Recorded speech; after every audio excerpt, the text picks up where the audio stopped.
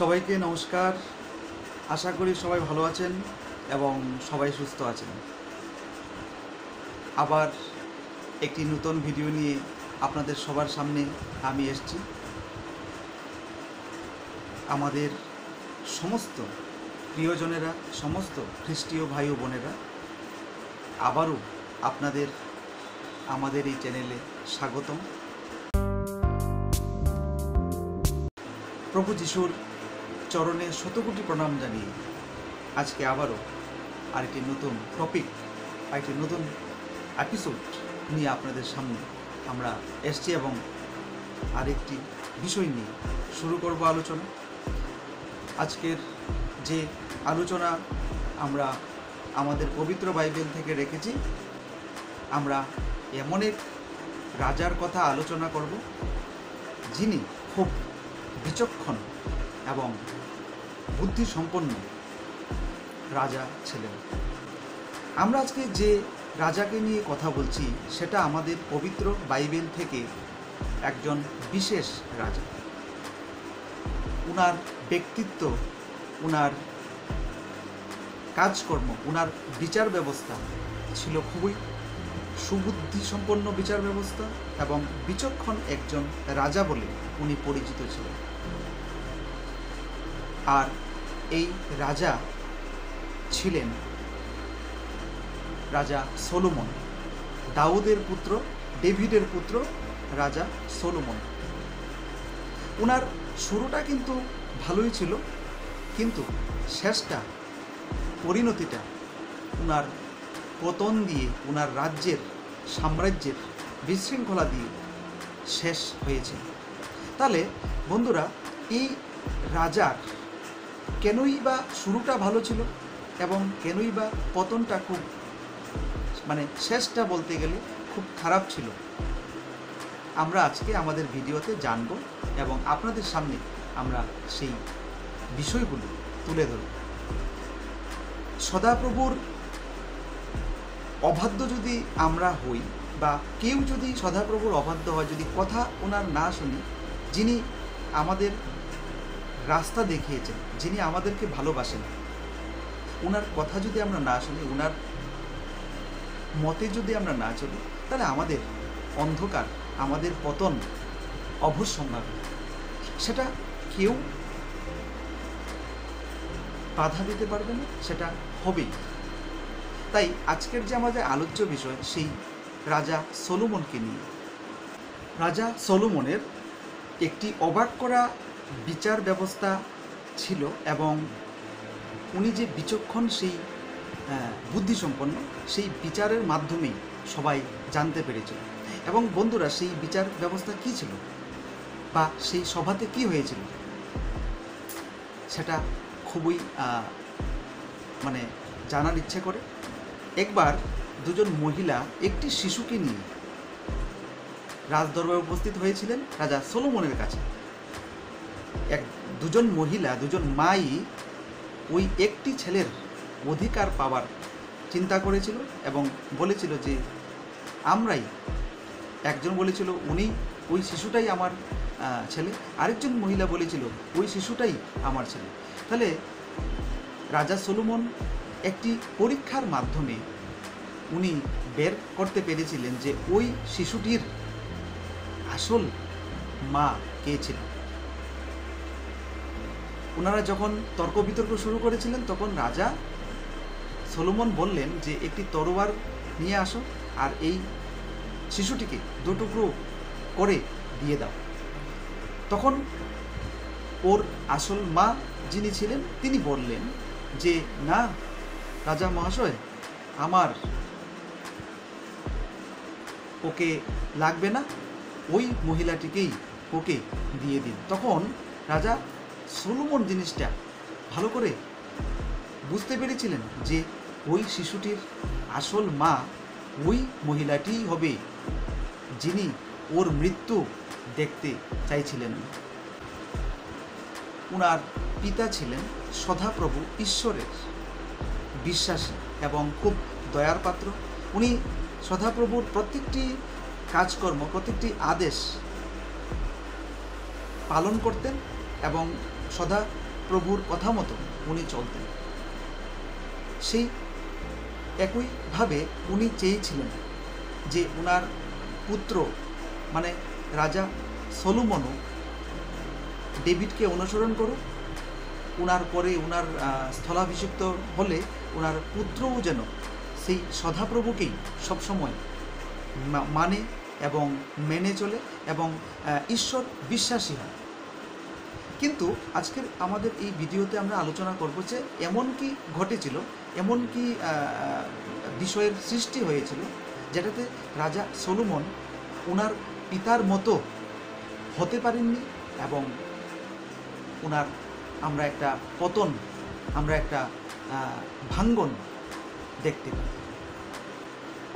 রাজা সলোমন যখন ছোট্ট ছিলেন তখন উনি ওনার পিতার পরবর্তীতে সিংহাসনে বসেন এবং একদিন ঈশ্বর ওনার স্বপ্নে এসে ওনাকে বললেন যে সলোমন, তুমি কি চাও? তুমি যাহা চাইবে আমি তোমাকে তাই দিব। তখন সলোমন বললেন যে হে সদাপ্রভু, আমি কোনো ধন সম্পত্তি বা কোনো রৌপ্য মুদ্রা এগুলি কিছুই চাই না, আমি চাই জ্ঞান।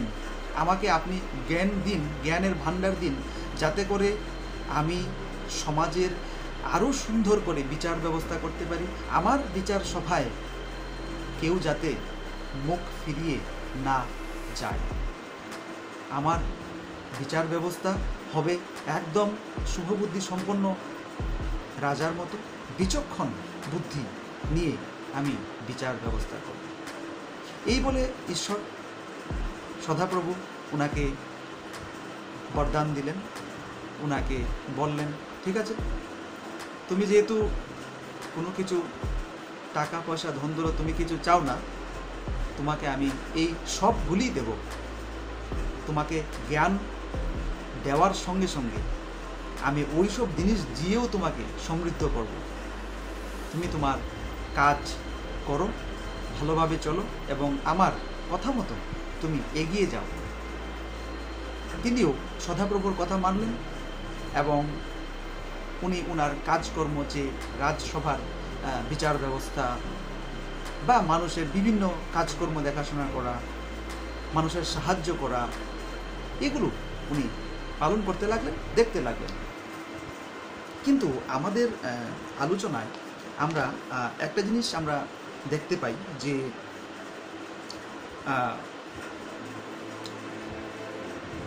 রাজা সলোমন এসব করতে করতে এমন একটা সময়ে উনি পা দিলেন যেখানটায় উনি সদাপ্রভুর ইচ্ছা থেকে কিছুটা পিছিয়ে গেলেন।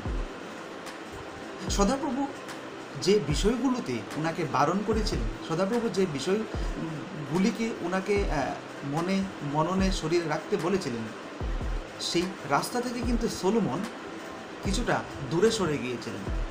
তাই ঈশ্বর পরবর্তীতে ওনার প্রতি খুব ক্ষুব্ধ হয়েছিলেন এবং ওই বড় ভুল রাজা সলোমনের জীবনে কী ছিল সেটা আমরা বলি এবং তুলে ধরি।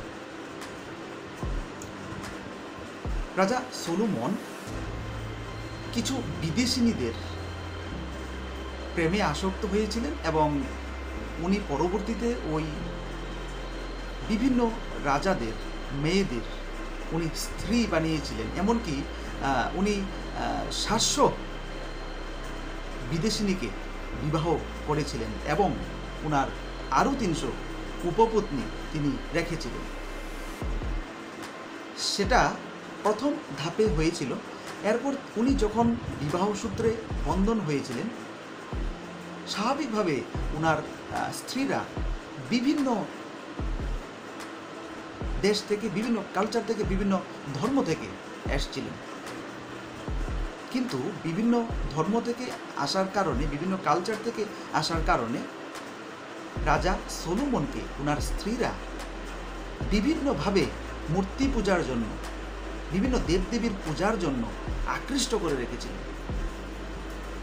কিন্তু ওই সব করা থেকে সদাপ্রভু কিন্তু সবসময় ওনাকে বারণ করেছিলেন, এবং সদাপ্রভু এও বলেছিলেন যে তুমি তোমার ভাণ্ডারে স্বর্ণমুদ্রা, চাঁদি, রৌপ্য এগুলো বেশি করে মজুত করে রাখবে না, আর কোনো বিদেশিনীকে তুমি বিবাহ করবে না। কিন্তু রাজা সলোমন এক মায়ার জালে আবদ্ধ হয়ে উনি সেই প্রভুর ঈশ্বরের কথা উনি রাখলেন না। উনি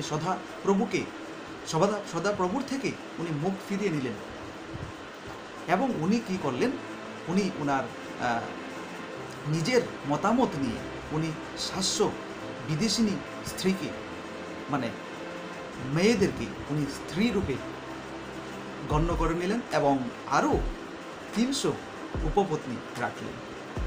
এতে করে বিভিন্ন সমাজ থেকে আসা, বিভিন্ন ধর্ম থেকে আসা স্ত্রীরা ওকে প্ররোচিত করলেন যে মূর্তি পূজা করার জন্য, বিভিন্ন দেবদেবীদের পূজা করার জন্য, এবং উনি বিভিন্নভাবে ওদের প্ররোচনায় পা ফেলে দিলেন এবং মূর্তি পূজা এবং দেবদেবীদের পূজা উনি করতে লাগলেন।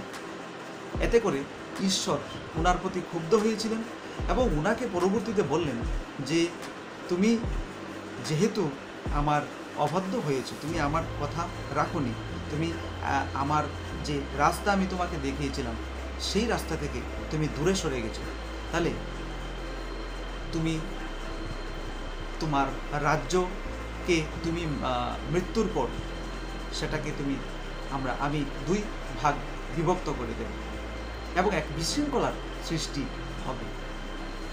সেইভাবে করে ওনার পতন ঘটল। এবং এখানটায় আমি বলেছিলাম বন্ধুরা যে রাজা সলোমনের শুরুটা খুব ভালোই ছিল। উনি সমাজের জন্য বিভিন্ন কাজ করে গেছেন।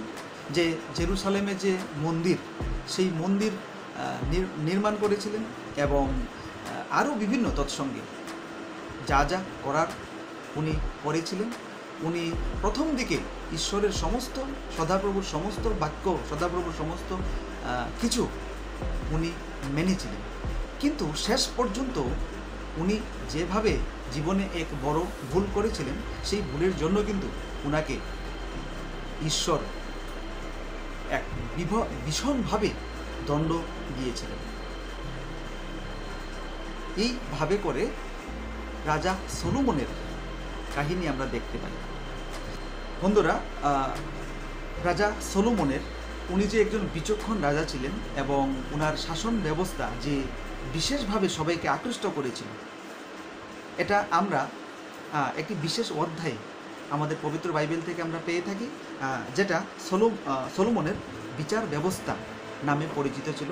এবং এটা রাজাবলী 1 অধ্যায় 3 16 থেকে 28 আমরা সেটা পাই। তাহলে আসুন আমরা সেটা আপনাদেরকে পাঠ করে শোনাই।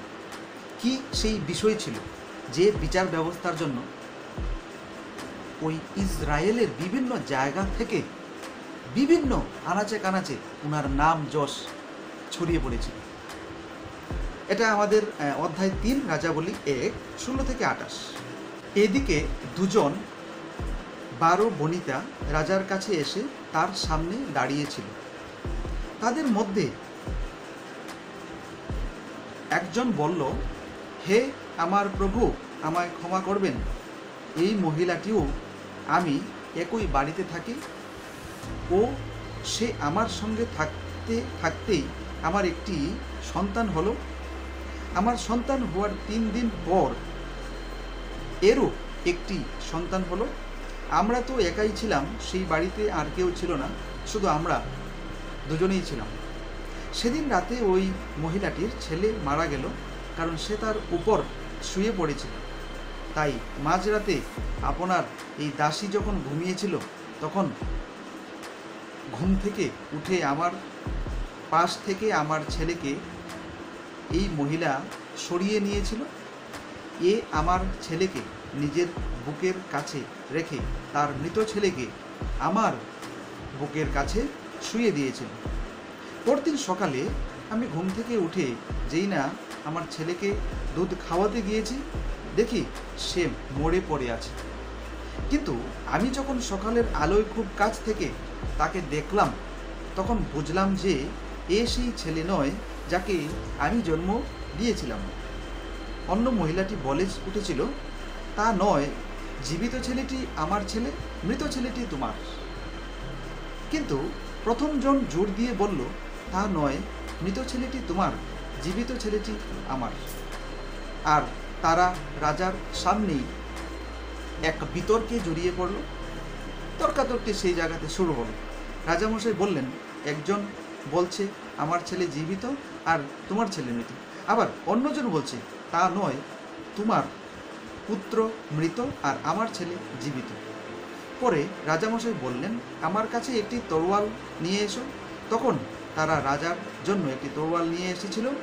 পরে তিনি আদেশ দিলেন, জীবিত শিশুটিকে দুটুকরো করে অর্ধেকটা একজনকে ও অর্ধেকটা অন্যজনকে দিয়ে দাও। যে মহিলাটির ছেলে বেঁচে ছিল, সে ছেলে স্নেহে আকুল হয়ে রাজামশাইকে বলল, হে আমার প্রভু, দয়া করে জীবিত শিশুটিকে ওর হাতেই তুলে দিন, শিশুটিকে হত্যা করবেন না। কিন্তু অন্যজন বলল, একে আমিও পাবো না, তুমিও পাবে না, একে দুটুকরো করে ফেলা হোক। তখন রাজামশাই তার রায় দিলেন, জীবিত শিশুটিকে প্রথম মহিলাটির হাতেই তুলে দাও, ওকে হত্যা করো না, ওর আসল মা। যখন ইসরায়েলের সবাই রাজার দেওয়া রায়ের কথা শুনছিল, তারা রাজাকে সমীহ করতে শুরু করল, কারণ তারা দেখতে পেয়েছিল যে ন্যায় বিচার সম্পন্ন করার জন্য তার কাছে ঈশ্বর দত্ত সুবিবেচনা আছে। তাহলে বন্ধুরা, এই বিশেষ একটি প্রতিবেদনে, এই বিশেষ একটি অধ্যায়ে এবং এই বাইবেলের প্রেক্ষাপটে আমরা যে বিষয়টা রাজা সলোমনের পেলাম, যে উনি একজন বিচক্ষণ শাসক ছিলেন এবং শুভ বুদ্ধি সম্পন্ন একজন রাজা ছিলেন, এবং পরবর্তীতে উনি কিন্তু এক মায়াজালে আবদ্ধ হয়ে এক বিরাট বড় ধরনের ভুল করেছিলেন, যার জন্য উনি কিন্তু উনার ভাঙ্গন, উনার পতন দেখতে পেয়েছিলেন। তাহলে বন্ধুরা, রাজা সলোমনের কাহিনী থেকে আমরা কিন্তু একটি বিশেষ জিনিস শিখতে পারি, এবং সেই বিশেষ শেখাটা হলো গিয়ে, আমাদের যতই ধন দৌলত সম্পত্তি আমাদের থাকুক না কেন, আমাদের সৌন্দর্য থাকুক না কেন, যদি সদাপ্রভুর কাছ থেকে আমরা দূরে সরে যাই, যদি সদাপ্রভুর কথা আমরা না মানি, আমরা যদি অবাধ্য হই, তাহলে আমাদের পতন অবশ্যম্ভাবী। তাহলে আমাদের জীবনে অন্ধকার ঘনিয়ে আসবেই। শুধু টাকা পয়সা, ধন সম্পত্তি, রূপমুদ্রা এগুলো থাকলেই কিন্তু আমরা সমস্ত কিছুর অধিকারী হয়ে গেছি, এরকমটা নয়।